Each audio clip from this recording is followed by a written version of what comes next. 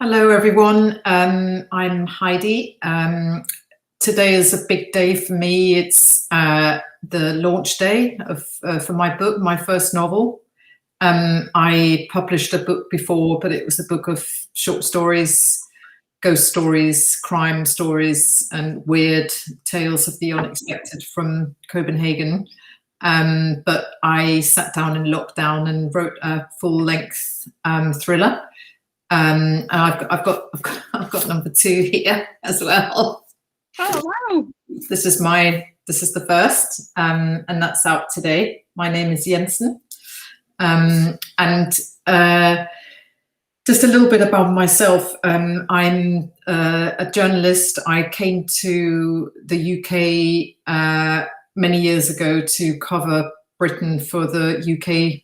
For the Danish media, for Danish newspapers, and I worked as a journalist for many years in primarily sort of in the city of London, and then I kind of, eventually I started writing, but I had to make the leap from Danish writing to English writing, which I did. I kind of worked hard on it. I took a creative writing master's degree, but it's really been something like 15 years or so that it's taken me to get to this stage of writing a full-length novel in English. And it's been a great journey, and it really happened as I say, in lockdown. Suddenly, I live in central London, and suddenly there was nothing to do.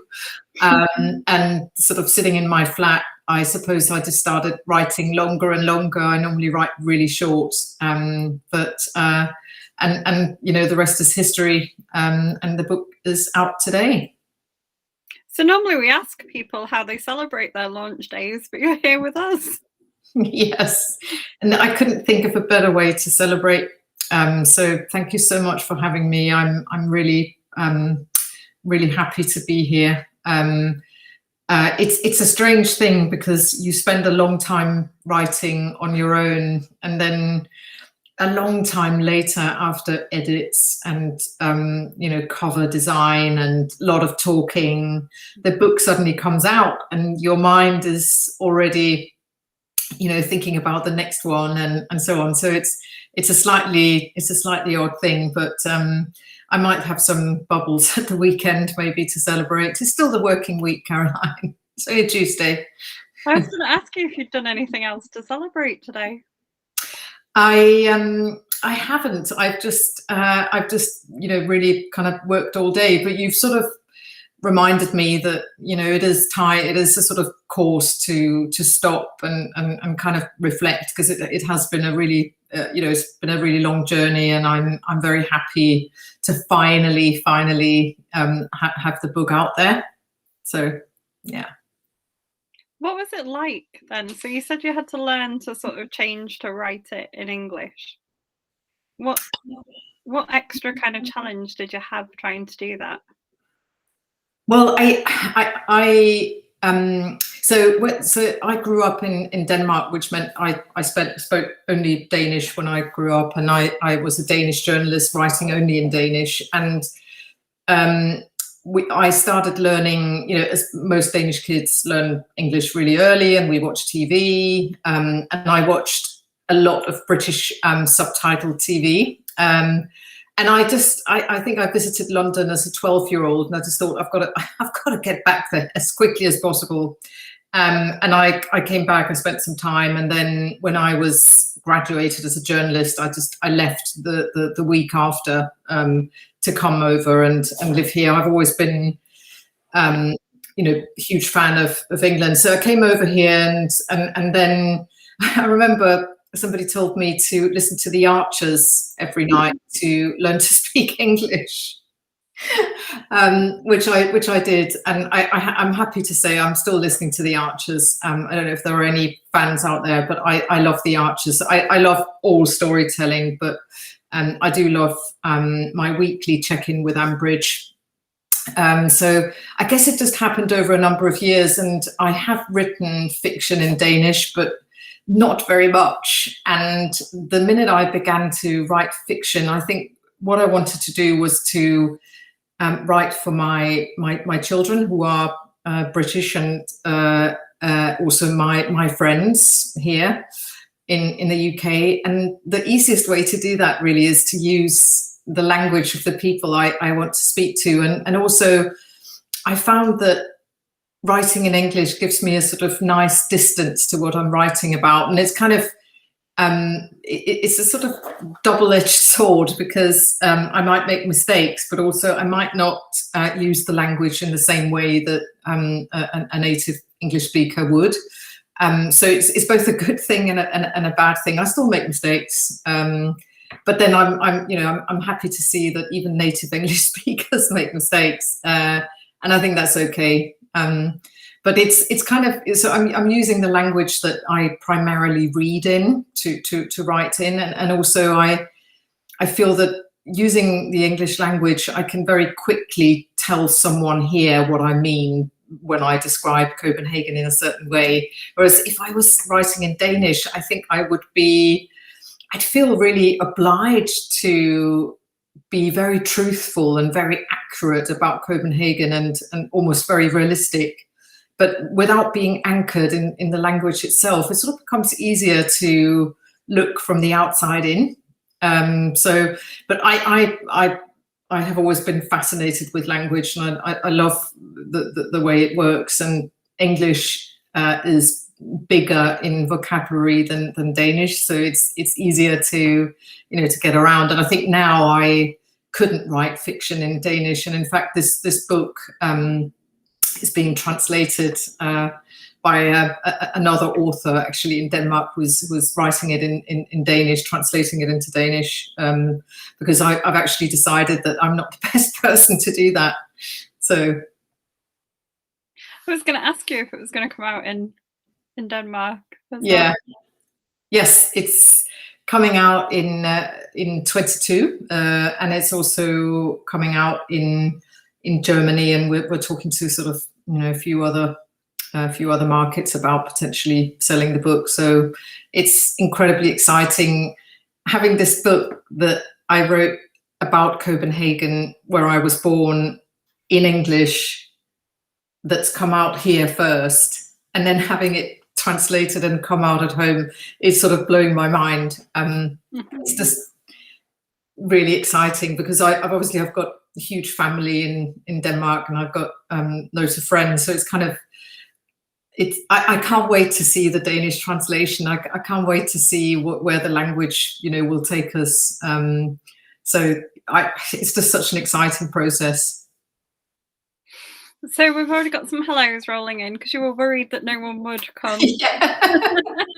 So Sam says hello, Laura Hamilton says hello, and so does Leslie Lloyd. Hi everyone. So Jensen is a reporter who's worked in London, and then goes back to Denmark to work. How much of you is in it? Well, Jensen goes home, which I've never done, and I thought, how can I point out all the things about Copenhagen and Denmark that I want you to notice? If I'm using a Danish protagonist, who would even notice all the little things? She wouldn't, unless she's been away for a long time. So I guess this is me dreaming that I had come home, and what that would feel like, and trying to sort of make my way in the press. But I'm setting it in the present day, because when I started out as a journalist, the landscape still looked better than it does today. I was a print and newspaper journalist, and the world that Jensen operates in is very much the kind of last chance saloon of the Danish newspapers, and they're all battling to stay alive. And she wants to be an investigative, or she is an investigative reporter in this dying industry that can't really afford investigations anymore. And I thought that was fun, and also I thought it was fun to kind of juxtapose that against policing and police procedural, which which is very sort of formulaic and follows certain steps, but she is an anarchist. She can move in kind of unpredictable ways. And so I thought it'd be fun if she knew someone in the police and they were racing each other. So she has a lover who is a detective inspector. That's also because I battled for quite a long time trying to make the crime novel work without having someone inside the police, and I found that it was too difficult. And so I formed a friendship with a Danish police detective and spent a lot of time with him, understanding his world and understanding some of the things that are the same between journalism and policing, you know, trying to discover the truth, and so many things that are completely different. So I thought it would be, you know, it'd be fun if she did something that very few journalists do today, which is investigative reporting. It hardly ever happens in newspapers because they can't afford it anymore. It's a kind of luxury. So that was my idea. Sam has said congratulations on publication day. Has anything surprised you about being a published author? Yes, someone wrote a review today and they wrote that the detective is called Viggo Jensen, which surprised me because she's not. She's a she, and she's not called Viggo. She doesn't have a first name, so she just uses the name Jensen for sort of a particular reason. So that surprised me. I think the way that other people interact with your book that isn't necessarily the way you intended is absolutely wonderful and surprising. The things that people draw out of it. I was listening today for the first time to the audiobook version of the novel, which is narrated by an actor called Tim McInerney, whom you might know, who narrated my stories for radio, and he's brought things out of it that I didn't even think about. So I think there's a certain point at which you send your baby out into the world and you no longer have control, and it's quite exciting to see what people come back with. So that's, I suppose, surprising. Yeah, I mean, that the whole thing is sort of just prepare for the unexpected. You don't know how people are going to receive your book. How are they going to receive your characters that you develop a little bit of a sort of almost like a family relationship with? And if someone doesn't like them, that could be quite difficult. So yeah, I think at some point I'm going to have to stop reading what people say and sort of decide, or at least read selectively. So will we find out more about Jensen in like the second book? Are we ever going to find out her first name or more about her backstory? Well, so readers of Inspector Morse, which was another thing that was recommended to me when I came to England, was to read the Colin Dexter novels, which I did. I swallowed them whole, you know, within a few weeks.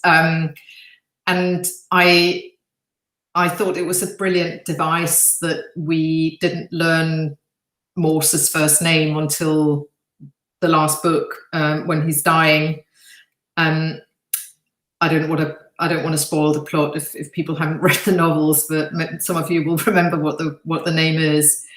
And I thought it would be fun to kind of nod to Inspector Morse by having Jensen not having a first name. I think there are other reasons.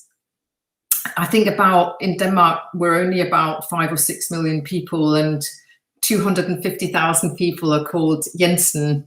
I think Nielsen is more common and Hansen is after Jensen, but basically these son, which means son of, those names are very common. So if you say my name is Jensen, you might as well say I'm Danish, or I could be anybody, because it's such an anonymous name, because it's shared by so many.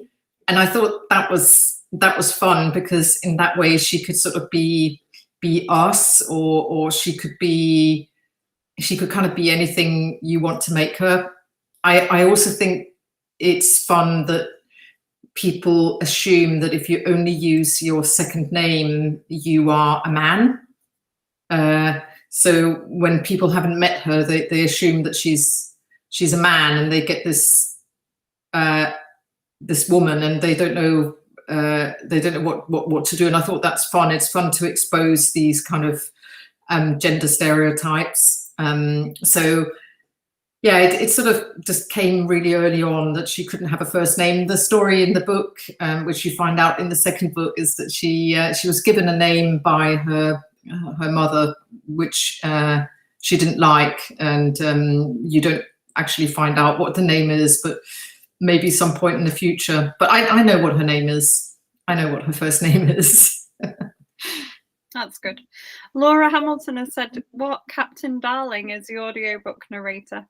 Yeah, that's very true. Captain Darling, yeah. Blackadder goes forth.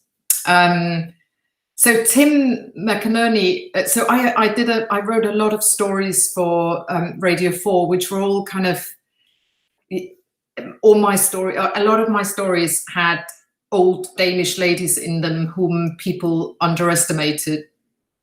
And they end up kind of, some of them might end up dying at the hands of these old ladies. And Tim McInerney read one of the stories for radio once, and the way he narrated, a little old Danish lady who was little old homicidal Danish lady, just made me laugh so much. And we sort of developed a kind of rapport. And so every time I wrote something, I was thinking of Tim McInerney reading it. And we kept asking him, will you read? And yes, he said, yes, I'll do more stories and so on. And then when it came to the audiobook, I said to him, I just can't, there's nobody else. I want to read this audiobook. And I wanted it to be a male narrator, because I thought that would add sort of another dimension, because Jensen is female. So yeah, it's I mean, I'm just incredibly lucky that he said yes. And he's just got that dark humor, which I quite like. So and keeps it quite creepy. So yeah, he's great. Oh, Lord Percy, yes. Oh, God love him. Yeah. That's Lucy who said that.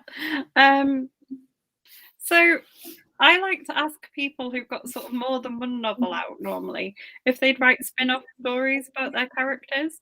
But you have a character who runs a coffee shop or a coffee van, who I think is marvelous, and I would absolutely read an origin story of. So would you write like any spin-off stories about your other characters?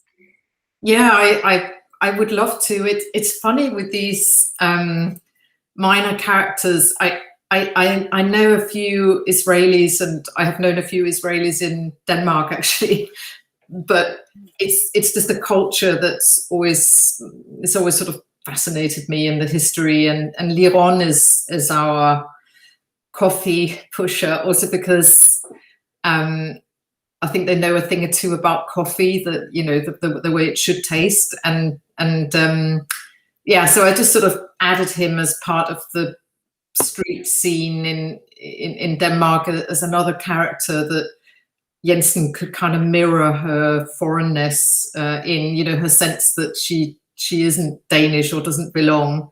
So Liron is a sort of, she doesn't normally tell him what she wants. He just makes the coffee that he thinks that she needs. And he's got this sort of, he's got this tiny little van, and he also hears a lot about what's going on.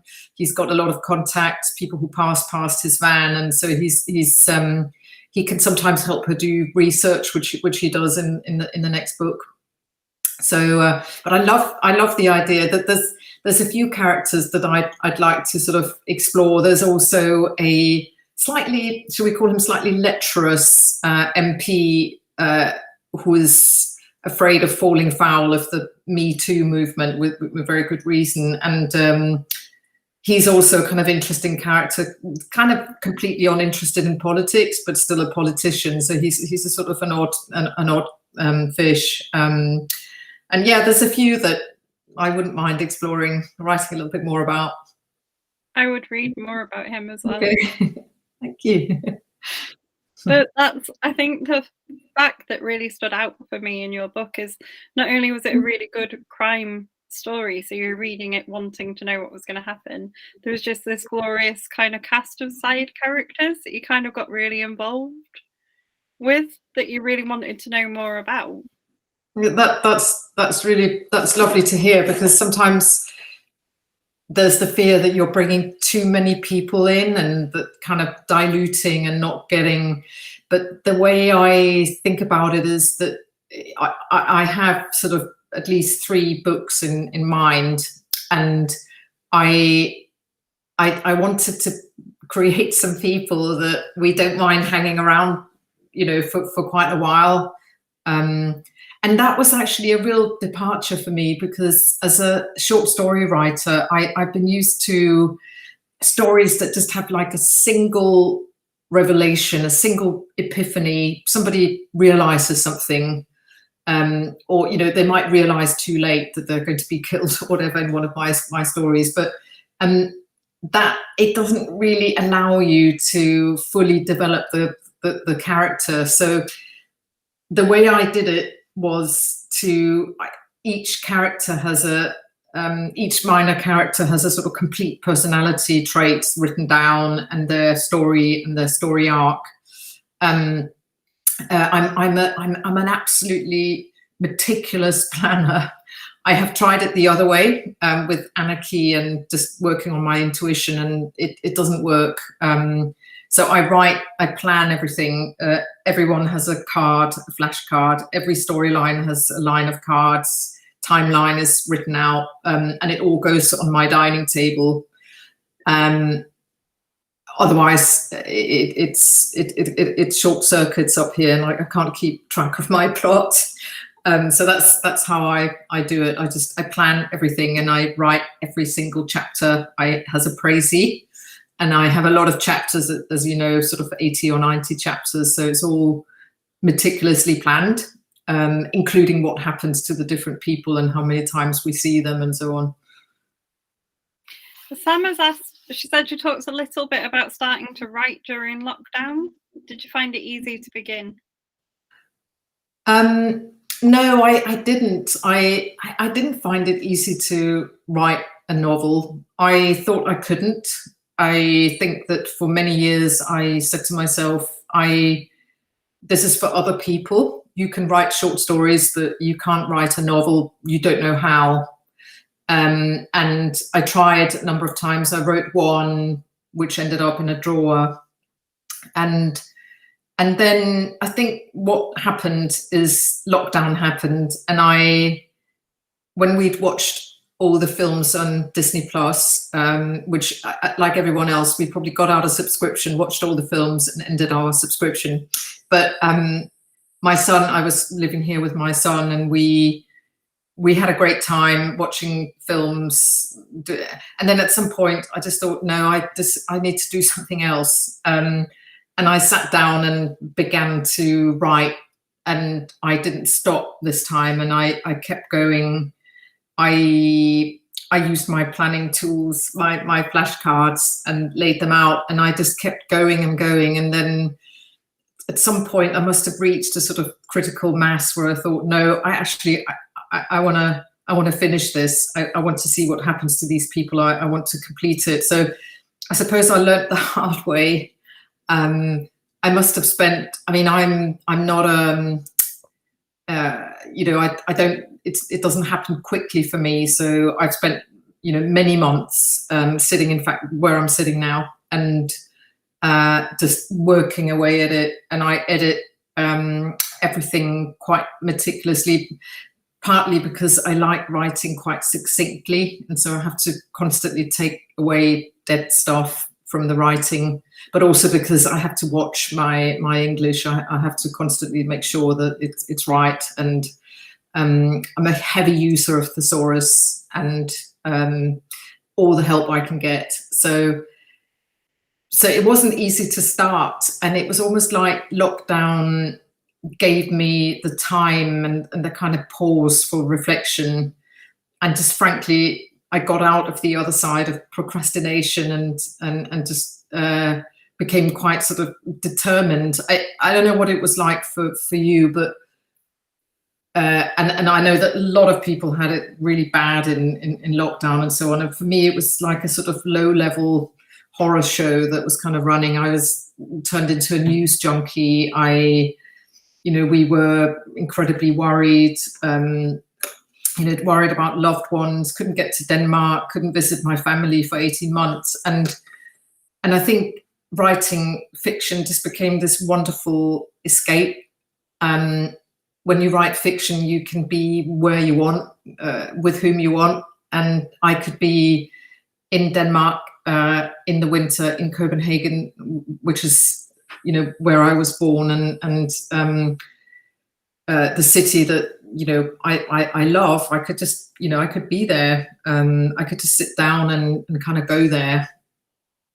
That was a wonderful escape, and I really needed it. In lockdown, I'm sure everyone did. On the other hand, I found reading became hard.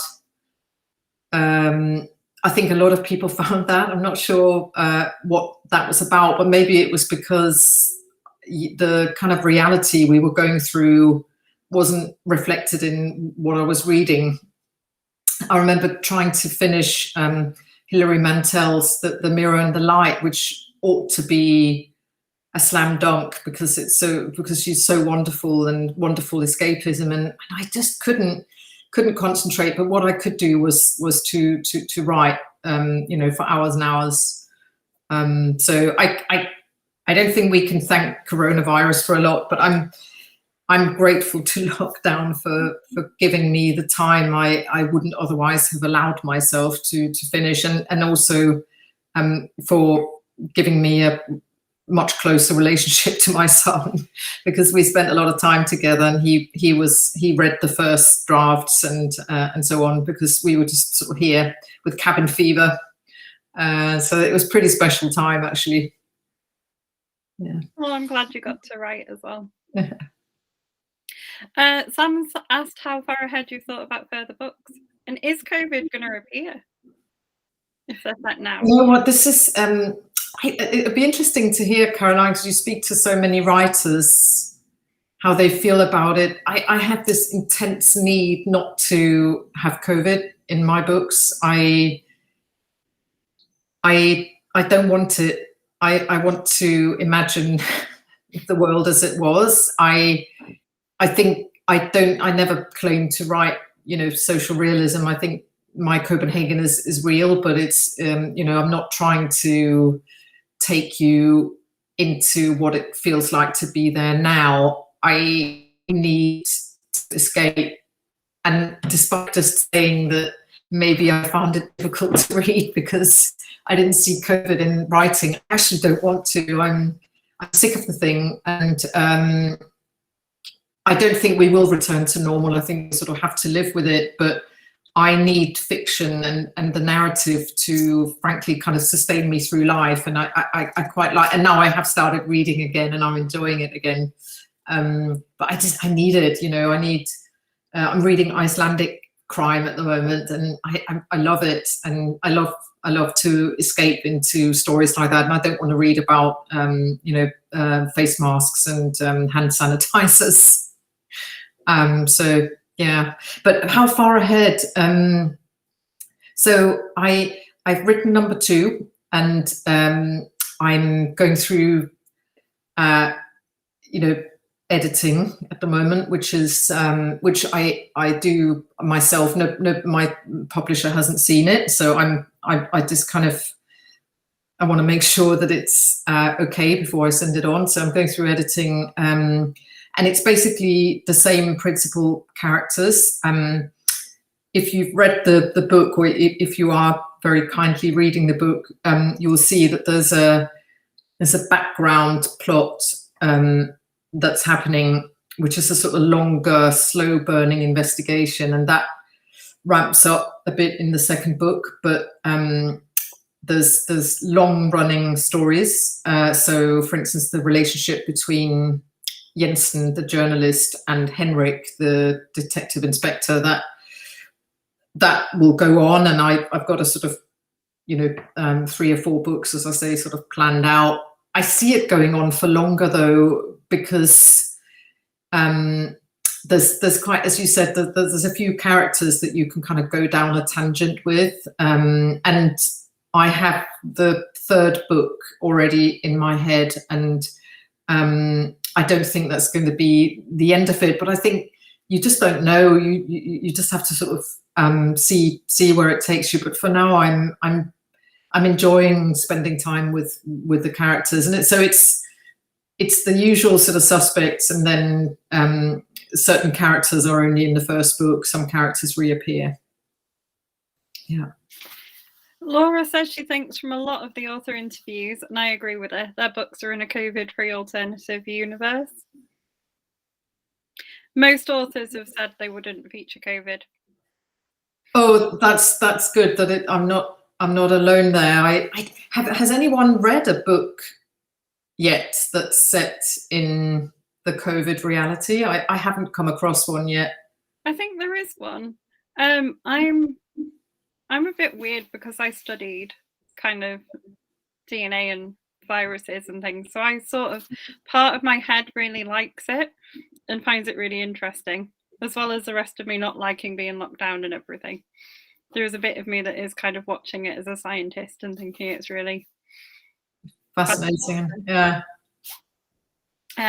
Funnily enough, like a lot of people, I think my son and I watched so much, but we also watched Contagion in lockdown, which was weird. I don't know why we felt like we needed to do that, but it was one of the most watched movies for a while, wasn't it? So there's both this kind of morbid, or just really frankly interest because the vaccines and everything was so exciting, but then there's also the kind of, oh God, will this never end? And the realization that the world is we can do it, we can live virtually, but it's not fun. There's so many things we miss out on. So yeah, I'm glad I'm not alone there. Laura also asks if you've ever acted out a scene to help with the writing process. That's a great question. No, I haven't. I was saying earlier about Tim, when Tim or any other actor reads something you've written, it's like hearing it for the first time. They bring out some completely new stuff. And I have to say that having heard Tim read a lot of my writing now, I hear him when I write dialogue. I can hear him the way he would say it and so on. So that sort of feeds back. But I haven't really. I do read out loud because I have multiple. So I don't know how everyone else is with that, but I must have proofread this book 50 times. I must have read right through it, and in the and still at the very last minute, there's still the typo. I can't see them. So I changed the font. I do various things. I read it on a e-reader. I try to trick myself into seeing it for the first time, but it's really hard. But reading out loud is a great way of spotting your dead language, and you think, what is this? Nobody would speak like that. So it's sort of that's quite helpful. So I do read out loud, and my kids think I'm mad, but I think that's a very good way of dealing with difficult dialogue or something where you feel it's not quite right, and just read it out loud and you can sort of see it. So Jonathan Peace, who's also a debut author this year, said he's on YouTube and he's fascinated by author process and word counts. Do you work through a projected word count, or does it come naturally? The book is as long as the story needs to be told. Oh, that's another really great question, because I think there are as many and probably more processes than there are authors. am quite compact in my writing. So my book is around 90,000 words, but many people would write more. I tend to go really short. It's something to do with being a short story writer or a journalist. I just sort of cut it down. I feel most comfortable with that. I don't write to a projected word count, but I think you could say, a novel could be 40,000 words. It would be a very short novel. But I don't know, I'm thinking of Ian McEwan's, the book on Chesil Beach. I believe that felt very short. I don't know how long it was, but I've certainly read wonderful novels. The Great Gatsby is really short. So I don't think there's a sort of target, but a crime novel, I suppose, has to conform to certain expectations. And part of that might come from its length, and it could be that people feel they've been, you've not provided the satisfaction if you end the story too quickly. So there's certain expectations that you might want to meet. But what I do to make myself write is that I set targets, daily writing targets. I'm a big believer that you don't sit down every day to write a novel. You sit down to write 1,500, 2,000 words. 2,000 words is a good day for me. And you sit down to write a little piece of your story, maybe a little story in the story, but you don't sit down to write the novel. That's too overwhelming. That feeling that, I'm knitting this giant jumper. Just think about knitting the next few rows, and then you're kind of building out, and it becomes a book.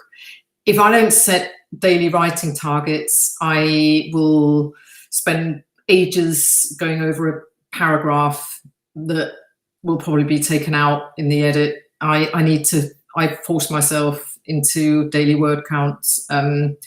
That's how I've always done it. And again, I think people are very different. And some people, I know writers who write much faster than me, and just, you think, wow, God, you've written a whole novel, but then they spend longer on the edit. There's many ways to do it, but I'm very excited for Jonathan. What's the novel that Jonathan's got out? I can't speak to you, but maybe you can. I think answer in the chat. He'll give us his details. He is on for a chat very soon, I think, with Sam. Okay. Great. So hopefully he will tell us the details. So I've only ever fleetingly visited Copenhagen, but it is like a really interesting city. But I feel like over here, people get a kind of very stereotypical sort of ideal view of like Denmark or any Scandinavian kind of city. How do you feel like you went around reflecting Denmark and Copenhagen in kind of a much more real way, I think, in your book? Did you sort of intentionally set out to sort of give it a bit of a warts and all? Yeah, it's a real city. Copenhagen does have a fairy tale quality to it. It's small, it's pretty, it's full of people, beautiful people cycling on lovely bikes and pushing lovely prams, and it's kind of bijou and lovely, but it's also got a grittier side. It can be quite edgy. It's in terms of fashion, music, food, it's definitely edgy, which I love. I love that about it. And for me, it's always had that just underneath that fairy tale castle kind of surface and Little Mermaid and everything. It's got something darker that I've always loved. I've always seen it there, and I love it. I love ghost stories. I love darkness. I don't know what we're supposed to always be kind of happy and sort of full of light and hygge and all that. But for me, Copenhagen is definitely a twilight city. It's quite a northern city in Europe, and it's dark in the winter. It's very dark, and it's also Copenhagen, part of Copenhagen, in fact, where my the first scene in the book is in actually one of the oldest streets in Copenhagen, and it's Copenhagen is a medieval city. It's very, very old, and it's full of history in the streets, and that gives a sort of frisson of sort of darkness and the past, which I pick up on when I'm there. I don't know whether, I think if you live there, it's just a normal kind of fairly cosmopolitan sort of city, but for me, I see that darkness because I'm not very often, and I'm able to imagine, you know, what it'd be like. What's it like to be there in the dark? And maybe I could use this location, which I love. The book is full of locations that I love. I love going there. I love walking through the city. Food I love to eat. So I want people to go there and experience, you know, the Copenhagen I love, which is both sweet and beautiful and gritty and dark and scary. That's what I want people to see, the real city. So yeah. Sam's updated us. She said Jonathan's joining us on the 9th of September and his book is out on the 10th. It's called Dirty Little Secret. Oh, lovely. Congratulations. On the 10th. Joining on the 16th, is it? 9th. Oh. Apparently. Oh, so it's on the date wrong. His book is out on the 16th. Oh no, his book is out on the 10th. She got the date wrong in the first one. It's out on the 10th and he's joining us on the 9th. Wow, that sounds wonderful. Is this a crime novel, I wonder? It will be, I think. Okay. I would imagine Sam's also fallen foul of our calendar, which is very busy. To be fair, we have a lot on. Do you have any other events booked? Yeah, I'm going to bloody Scotland. I think that in the schedule, I'm talking on a panel, a Nordic noir panel, with Lilja Sigurdardottir and Eva Egirsdottir, who have written some fantastic thrillers, great writers. I'm very honoured. But I think, if I'm not mistaken, I think at the same time, it's actually Stephen King who's on the ticket in another place. So you can imagine this is probably the graveyard shift, but I've always wanted to go to bloody Scotland. So it's in Stirling and on the 17th, 18th and 19th of September, and it's virtual and in person. And I'm obviously going there in person, but just, you know, the excitement of being near, you know, Ian Rankin, Val McDermott, all these people who I have admired, you know, all my life. Stephen King, massive Stephen King fan. It's too exciting. So yeah, I've got that. I've got a small launch party here in on Thursday for sort of family and friends. So I am celebrating in that way. Yeah, so that's it now. I mean, and I'm sort of appearing on doing various things like this, which is really fun. So yeah. Bloody Scotland is one of the festivals I really intend to get to at some point. September is like a really bad month for me to go and do stuff because I'm a teacher. Teachers hate September. Oh God, yeah. You go back after having weeks off and have to get back used to being at work and things, and it's just. But one day I'm going to make it to bloody Scotland. You're probably exhausted every weekend as well after starting. Yeah, things like that. You know, it's just it's not the ideal time. You don't want anything to happen in September if you're a teacher, apart from maybe gin. Yeah. I think it's wonderful though that again lockdown opened up. I've attended. You know, I've listened to talks and been in discussions and met people I wouldn't otherwise have met because I wouldn't have been able to physically attend, and been to a few virtual book launches, you know, and so on, and you know, where we've sort of been sitting with glasses of champagne, toasting each other and so on. And I thought that was really, that's been a really great part of it. It sort of opened up. I don't know whether I didn't manage to do any of Hay, which Hay is normally a must on my calendar.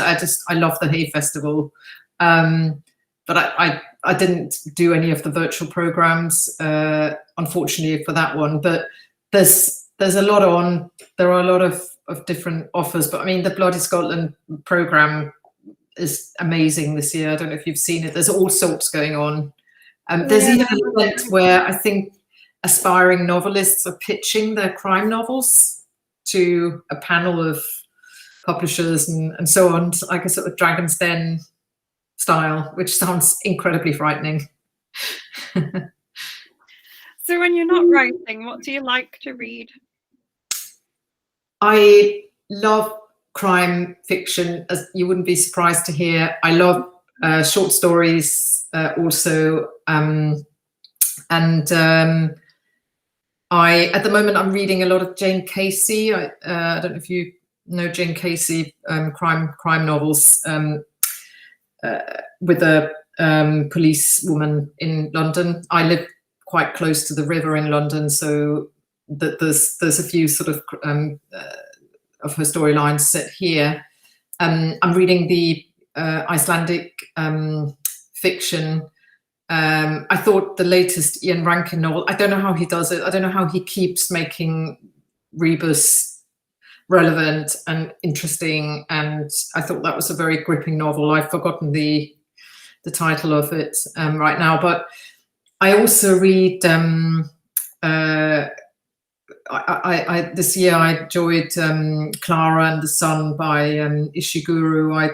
I thought that was there was some really interesting concepts in that book that I enjoyed, and I finally went through the 33 hours version audiobook of A Greater Place of Safety by Hilary Mantel, which I think she once said was her apprenticeship for Wolf Hall and those books. Is about the French Revolution. It's just a fascinating read.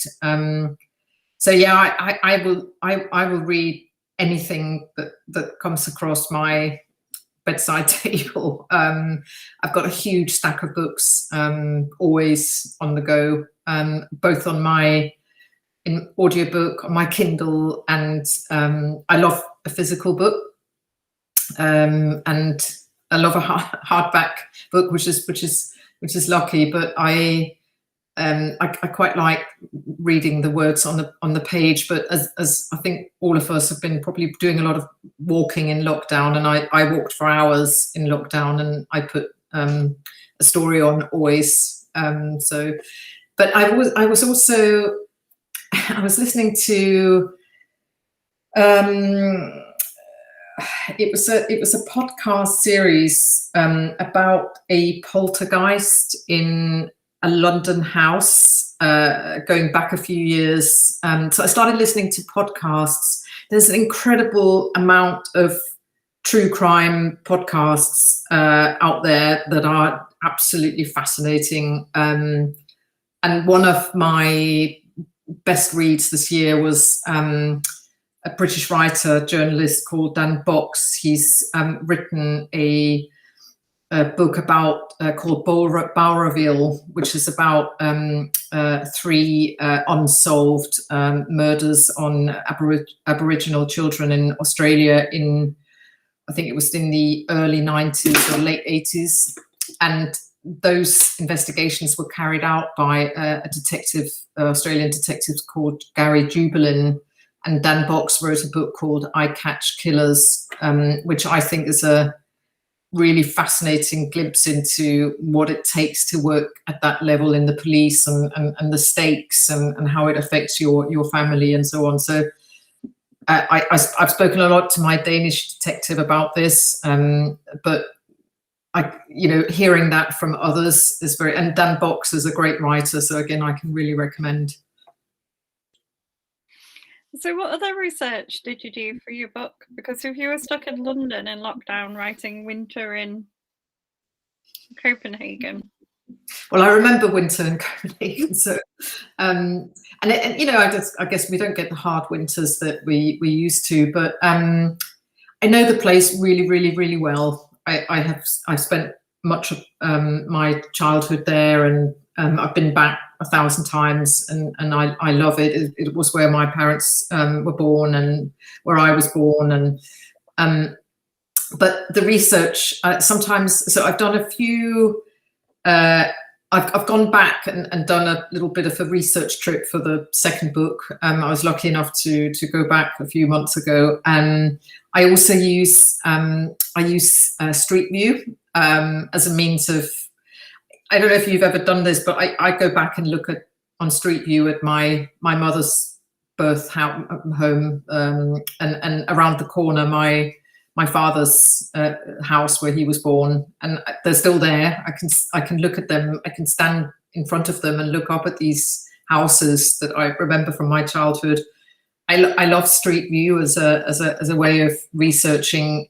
I read a lot of Danish newspaper articles about homelessness, and you know, Denmark introduced a ban on begging because they were having these sort of homeless camps really set up in Copenhagen. At one point, they made begging illegal, and that's kind of mentioned in the book.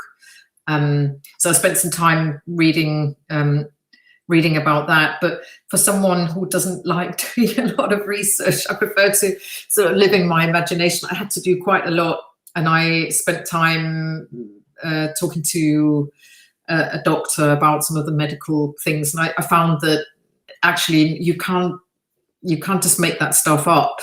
It's you know, people won't have it. So, you know, people will. I'm sure I've made mistakes anyway, but things like you know, Danish police carry weapons. You carry a gun, and you're trained in a certain way, and so on. But very few Danish policemen ever fire their guns. You can go for, you know, you can have a 35-year career in Danish police and never fire your gun once, but you wear it every day. Those little things I had to learn because I've never met anyone in the police. I had work experience in the police once when I was at school, and that's it. I don't know anything about that world, so I had to find out. I had to study the ranks and the. But it was fascinating. I enjoyed it so much, and the time I spent with this Danish detective who works in what they call IT crime, which is unfortunately paedophilia and that kind of thing most often, but also in the units that, you know, open phones that are used in criminal investigations and so on. But he's done everything and worked in the street. And the time I spent with him and his colleagues talking about crime and what it's like in real life and what investigations are like, fascinating. And I enjoyed that enormously. It was really, really interesting. I take my hat off to them as well. But yeah, good process. So Laura Hamilton said she's going to Bloody Scotland. She's got a virtual ticket. Oh, great! I saw they were selling still sort of discounted tickets today. Oh, that's brilliant. Now, Laura, are you going to go to Stephen King, or are you going to choose the Nordic Noir panel at the same time? Oh yes, it was the Battersea Poltergeist. I see now. Yes. I loved that program. It really got to me. I still think about it. And there's a lot of programs like that out there at the moment. Podcasts are a great way of picking up stories. So I think narrative comes in many forms, not just, you know, as novels. And certainly short stories is something I would you know, really, really recommend. And I can, you know, there's so many, you know, to start from. If you've never read Edgar Allan Poe short stories, that they're kind of weird and wonderful, and sometimes you can't understand what's going on, but the atmosphere is incredible. I can really recommend that. And also just, you know, Grimm's fairy tales. I've read those a lot, and you'll know Angela Carter, whom I love her kind of renditions of the old fairy tales, the way she sort of changed them and turned them into something new. I just absolutely love that. I love fairy tales. So and the Brothers Grimm are, talk about darkness. It's not really stories for children often. So yeah, so stories in many forms. I'll read anything and everything if it's a good story.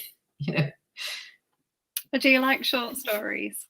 I think short stories are a really good way to try authors if you buy anthologies, because you can kind of buy an anthology for a couple of authors that you like, but discover new authors as well. I totally agree with that. And I mean, you can buy, of course, the big anthologies like, the British short story and the American short story. I mean, there's some wonderful classic American short stories and Raymond Carver but James Joyce. I don't know if people have tried to read Ulysses or Finnegan's Wake, which is even harder. I think James Joyce is at it's the Dubliners, is it? And the story called The Dead. For instance, if you've never, that's a very wonderful way to engage with James Joyce's writing without taking on Ulysses, or which I kind of loved, but I can't say I completely understood it. There's one book that if you're interested in dark stories and ghost stories that I would really recommend. By it was an anthology called Ghostly, and it was do you remember the woman who wrote Time Traveler's Wife? Audrey Niffenegger, something like that. Not sure if I pronounce it correctly. She did an anthology with, actually, she did some lino cuts also to illustrate it with, and it's got stories by I think M.R. James, and but also by Kipling. There's a story called They by Kipling, which is, please just try and read it without feeling a sort of icy feeling down your spine. Absolutely wonderful. That whole book has some of my most favorite stories, and it's also a very, very beautiful book, and I can really sort of really recommend it.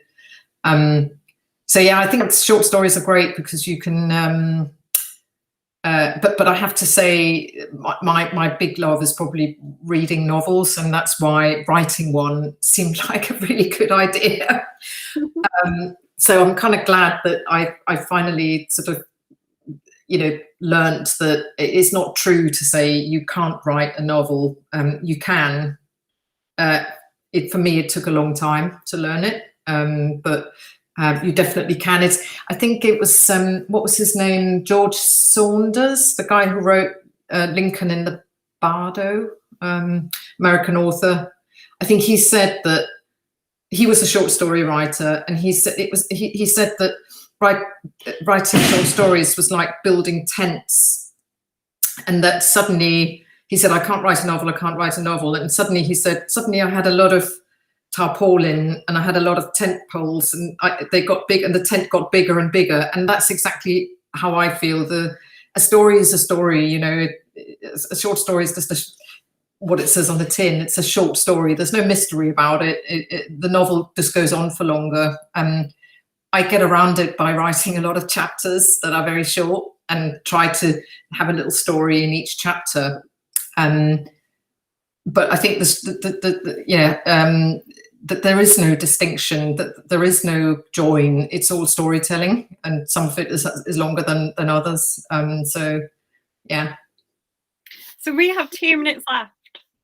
Sam has said thanks for a great hour. Laura has said thank you, no prizes for guessing what I'm getting with my next Audible credit. So just to help Laura out, do you want to show us off the book cover again? Yes. To finish. Oh, there you go. It is a really good there's a map in this book drawn by of Copenhagen, drawn by my my son. Oops. Was Now I want to go and get the nice version. I got a proof that didn't have a map in. Ah, I can send you one, Caroline, if you drop me your address. This is the hardback book. And because everything takes place in a really small area, and we thought we should just show people where you are on the map. So it's all marked out on the map if you want to see where the different murders happen and so on. I feel like that would really help, like seeing the map as you were reading it. Wow, thank you so much for joining us. Thank you for having me. Thank you, really, thank you for having, and congratulations to Jonathan. And I'd love to dial in actually, so it'd be lovely to hear someone else talk about their book. So thank you so much.